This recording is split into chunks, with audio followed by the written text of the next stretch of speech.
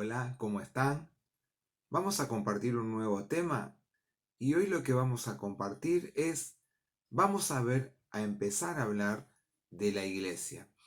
Y hoy quiero compartir en el Evangelio de Juan, en el capítulo 13, el versículo 35, que dice así: En esto conocerán que sois mis discípulos, si tuviereis amor los unos con los otros. Dice la palabra de Dios que nos van a conocer como discípulos del Señor si realmente tenemos amor los unos para con los otros. La iglesia debe ser un espacio de regocijo. Ese es el título del cual quiero compartir en esta noche. En la vida diaria, cada uno de nosotros vemos cosas que o nos producen a nosotros o en otras personas felicidad y alegría. Un nacimiento, una meta alcanzada en un estudio, una visita que esperamos de alguien querido, una mejoría en la salud de alguna persona, presenciar gestos, actitudes bondadosas, todas esas cosas nos producen felicidad y alegría, y cada uno de nosotros podríamos pensar en esta noche qué cosas son personales las que nos producen felicidad y alegría. Este espíritu de que producir felicidad, alegría, un espíritu de bondad, un espíritu de servicio, debería ser el que debe convivir en medio de una comunidad de fe. Y es el mismo espíritu que se enseñó a la iglesia primitiva y que Jesús nos motivó a vivir a cada uno de nosotros amándonos y preocupándonos por el bien de los demás. En castellano, nosotros podemos saber o preguntarnos en esta noche cuál es el significado de la palabra comunidad. Y lo podemos encontrar en varios idiomas. Pero por ejemplo, en inglés, comunidad es community y se refiere a personas que tienen un interés común y que viven en un determinado espacio o en un determinado lugar. Ustedes saben que los menonitas, los cuáqueros, ellos conviven generalmente en un mismo espacio y entre ellos se sostienen, se ayudan, siembran, cosechan, buscan sus propios alimentos. Bueno, eso es una comunidad. En inglés, community. En castellano, cuando hablamos de comunidad, la palabra comunidad se refiere al amor, al compromiso, al interés que, por ejemplo, una persona siente por otra y que realmente esa es la imagen de lo vivido y de lo enseñado por Jesús y que debería ser nuestra práctica diaria. Por eso ser comunidad se necesita por lo menos de dos personas, desde el encuentro entre dos personas.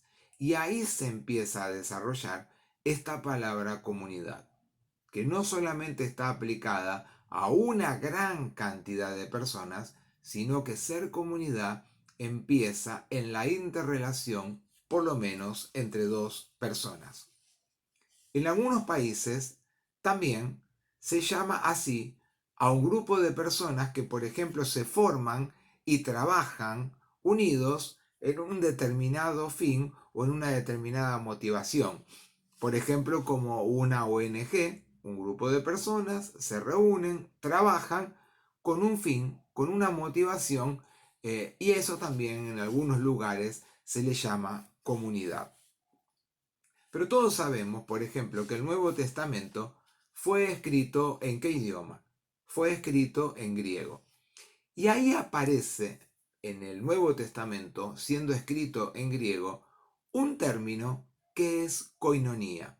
La palabra koinonía, que traducida al castellano se traduce como compañerismo o se traduce como comunión.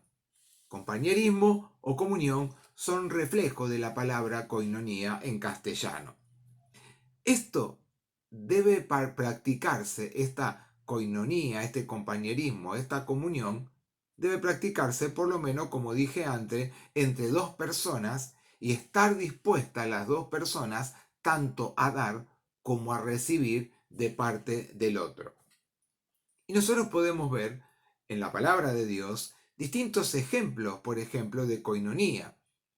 Uno de los ejemplos que me llamó la atención es que Jesús con sus discípulos tenían una bolsa que era en común, un fondo con el que ellos solventaban sus gastos. Dice en el Evangelio, según San Juan, en el capítulo 12, en el versículo 6, lo siguiente. Viene hablando de que Jesús es ungido en Betania y entonces dice, en el versículo 5, ¿por qué no fue este perfume vendido por 300 denarios y dado a los pobres? Esto le dice Judas a Jesús cuando la mujer unge con el perfume los pies de Jesús. ¿Y Jesús qué le contesta? Pero dijo esto, no porque se cuidara de los pobres, sino porque él era ladrón. O sea, lo que destaca Jesús, que Judas dice esto porque él era ladrón. Y teniendo él la bolsa, sustraía de lo que se echaba en ella. Acá vemos entonces que los discípulos con Jesús tenían un fondo en común. Eso era parte de ser comunidad. Lo recordamos también en la iglesia primitiva, que dice que ellos compartían todas las cosas y que a nadie le faltaba nada porque compartían. Otra de las cosas que aparece la palabra koinonía o comunión en el Nuevo Testamento es la Santa Cena. ¿Se acuerdan que en Primera Corintios, en el capítulo 10, el versículo 16, dice, en la Santa Cena tenemos comunión unos con otros por medio de la sangre de Cristo Jesús? Y otra de las formas de mostrar comunión en el Nuevo Testamento es, ¿qué mejor que la unidad, la comunión con Dios y Jesús y entre los creyentes? Si buscáramos en esta noche, en la primera carta del apóstol Juan, en el capítulo 1, el versículo 3 y después el versículo 6 y 7, dice lo siguiente.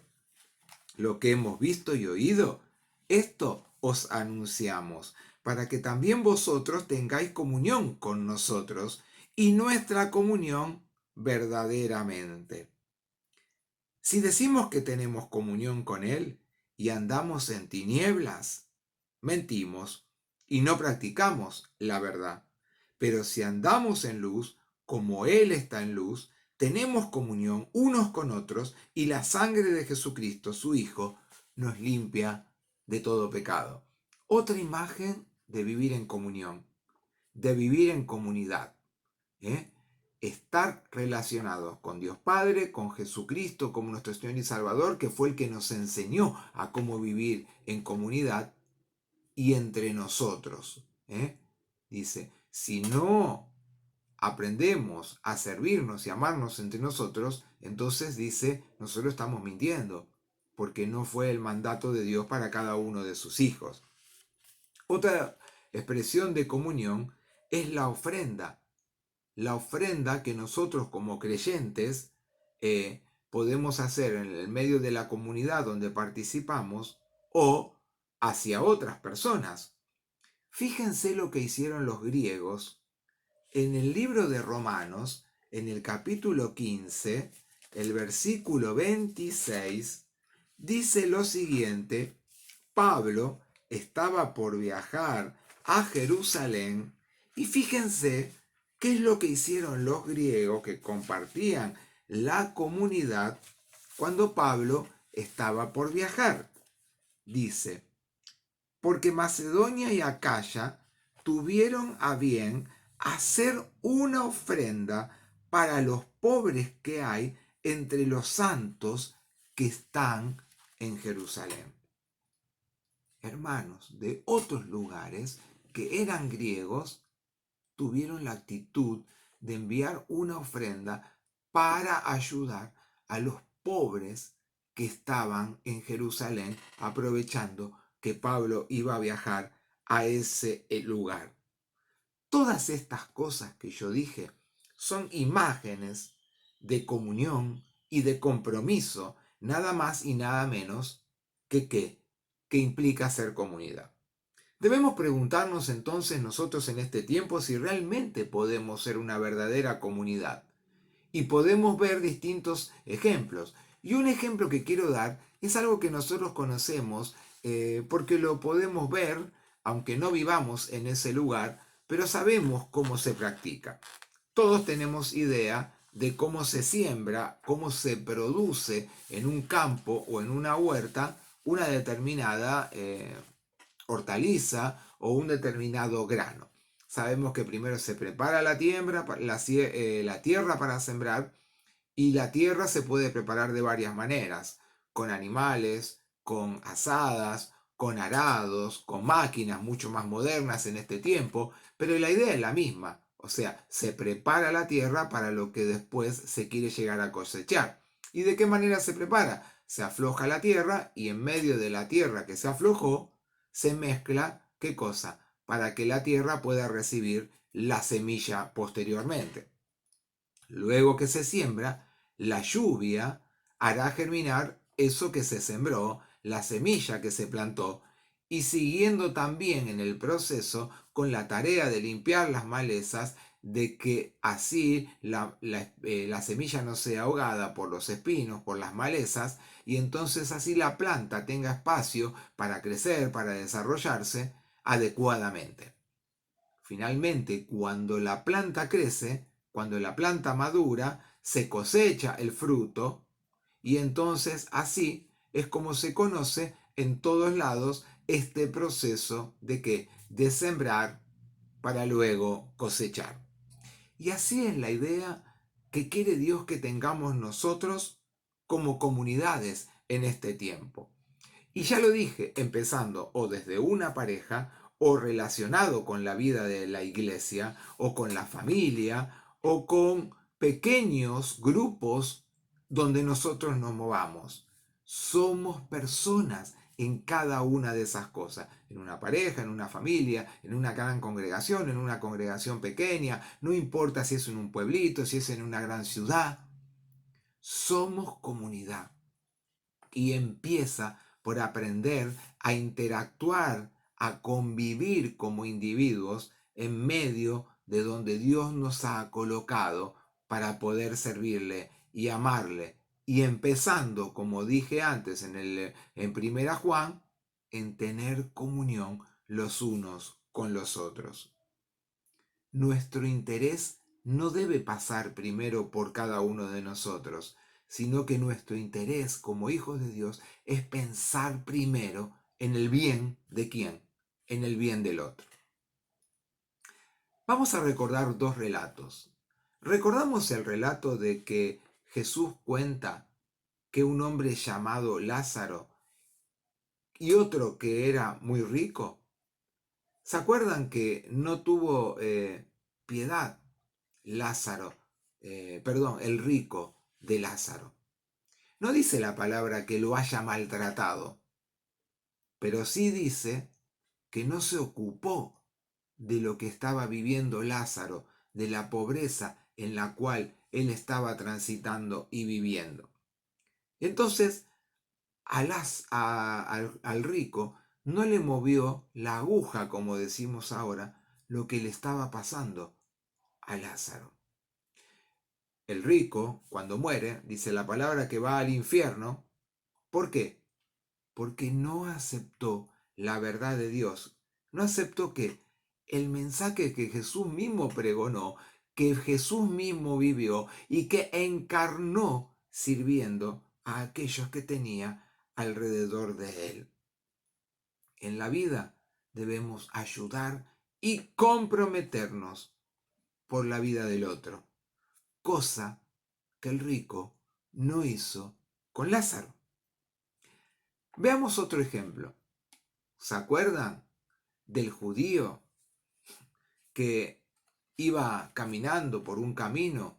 Lo agarraron unos ladrones, lo maltrataron, lo golpearon, lo robaron, lo dejaron tirado, lo dejaron abandonado.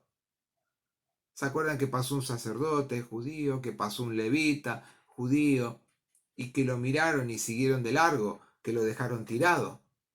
Y que luego, ¿quién pasó? Pasó un samaritano, alguien del pueblo que los judíos odiaban y que ni siquiera se podían acercar para hablar con ellos porque era indigno, porque eran impuros. Este samaritano pasó, lo vio tirado, lo vio golpeado, lo vio lastimado, lo vio abandonado.